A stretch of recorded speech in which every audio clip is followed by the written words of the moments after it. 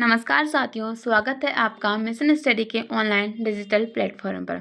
साथियों, आज के इस नए सेशन में हम बात करेंगे राजस्थान लाइब्रेरियन ग्रेड 3 के एग्ज़ाम एंड सिलेबस पैटर्न की। साथियों, इसी के आधार पर आपको इस कंपटीशन की तैयारी करवाई जाएगी।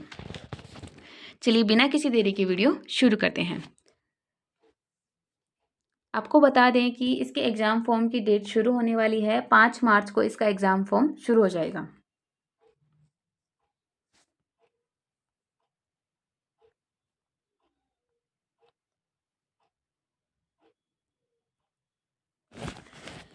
Rajasthan library science exam pattern. सबसे पहले हम देखेंगे एग्ज़ाम पैटर्न की 2025 का एग्ज़ाम कैसा रहने वाला है, इसमें क्या क्या हमें बताए गए हैं पॉइंट, वो देख लेते हैं। हमें किन किन बातों का इस एग्ज़ाम में ध्यान रखना है।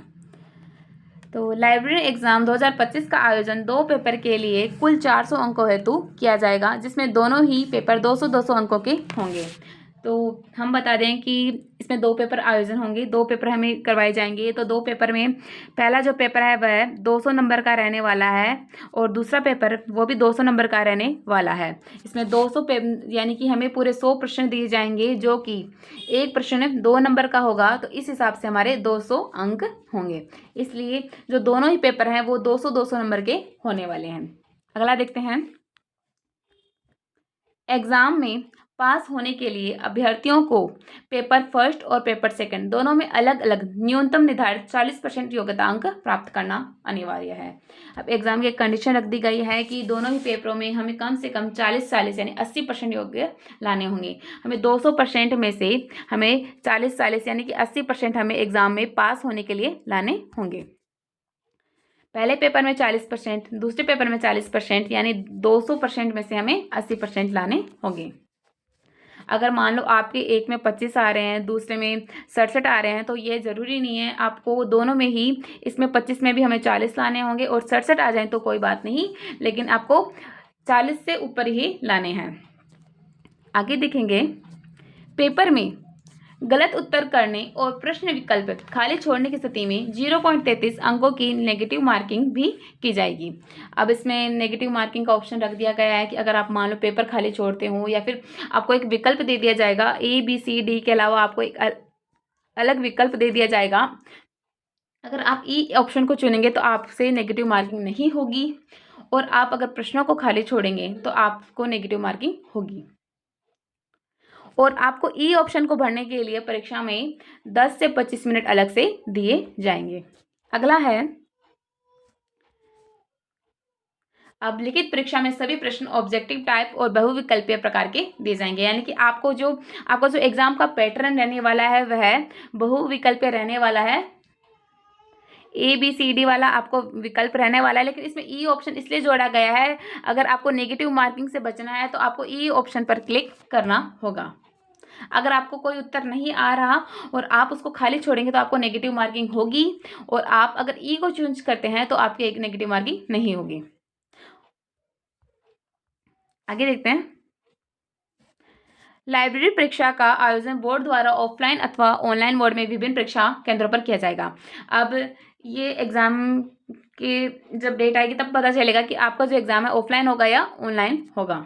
यह भी तय नहीं हुआ कि ऑनलाइन लेंगे या ऑफलाइन लेंगे। अब हम राजस्थान लाइब्रेरी साइंस के सिलेबस की बात करते हैं। सिलेबस क्या रहने वाला है इस बार का 2025 का।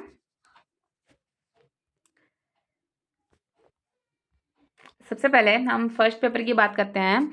Librarian 3rd grade first paper syllabus 2025 सामान्य ज्ञान।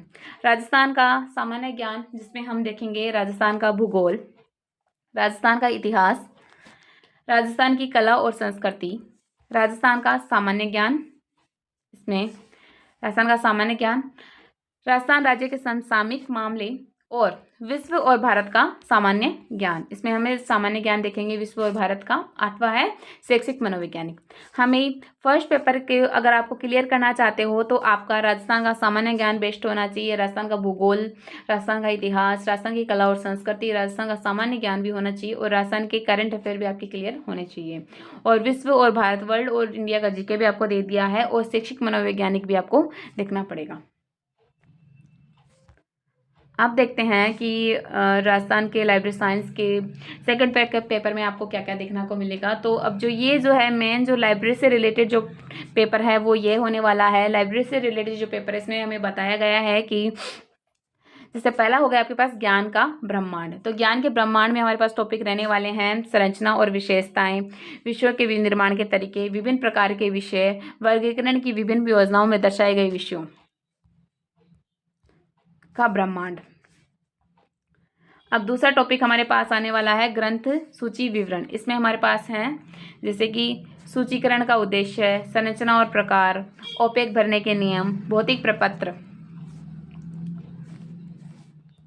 सूचीकरण के मानक सिद्धांत, दस्तावेज विवरण में अभ्यास के सिद्धांतों का अवलोकन, मानकीकरण में वर्तमान रुझान और विवरण और विनिमय।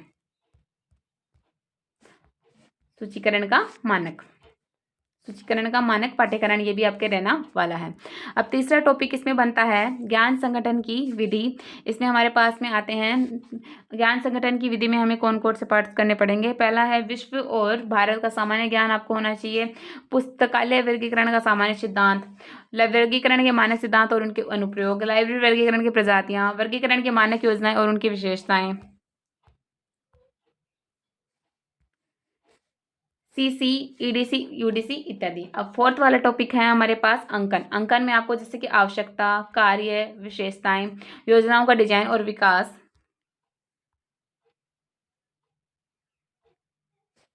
और पुस्तकालय वर्गीकरण और मानक उप विभाजन सूचकांक, पुस्तकालय वर्गीकरण में रुझान, ये देखने को मिलेगा। और पांचवा टॉपिक है विषय वर्गीकरण। इसमें आपको शैक्षिक मनोविज्ञान और विषय वर्गीकरण के प्रमुख सिद्धांत इत्यादि करने होंगे। अब बात करते हैं कि हमारा जो ये फॉर्म है कौन कौन भर सकता है। तो ये जो फॉर्म है हमारा राजस्थान लाइब्रेरी साइंस का, यह फॉर्म जो है CLIS, BLIS और DLIS यह कोर्स है। इन तीनों कोर्स को किए हुए कोई भी ये फॉर्म भर सकता है। BLIS हो गया 6 महीने का कोर्स, BLIS हो गया 3 साल का और DLIS हो गया 1 साल का कोर्स। तो जिनके ये कोर्स किए हुए हैं वो यह फॉर्म भर सकते हैं। BLIS जैसे 1 साल का भी मान सकते हैं हम। तो जिन्होंने CLIS किया है, BLIS किया है, DLIS किया है तो वही ये फॉर्म भर सकते हैं। और इसके लिए आपके पास 12th पास और इनमें से कोई भी एक कोर्स, CLIS, BLIS कोई भी एक कोर्स और BA की हुई होनी चाहिए, तब आप इस परीक्षा के पात्र होंगे। इसी के साथ आज का हमारा ये वीडियो कंप्लीट होता है। मिलते हैं अगले वीडियो में अगली जानकारी के साथ।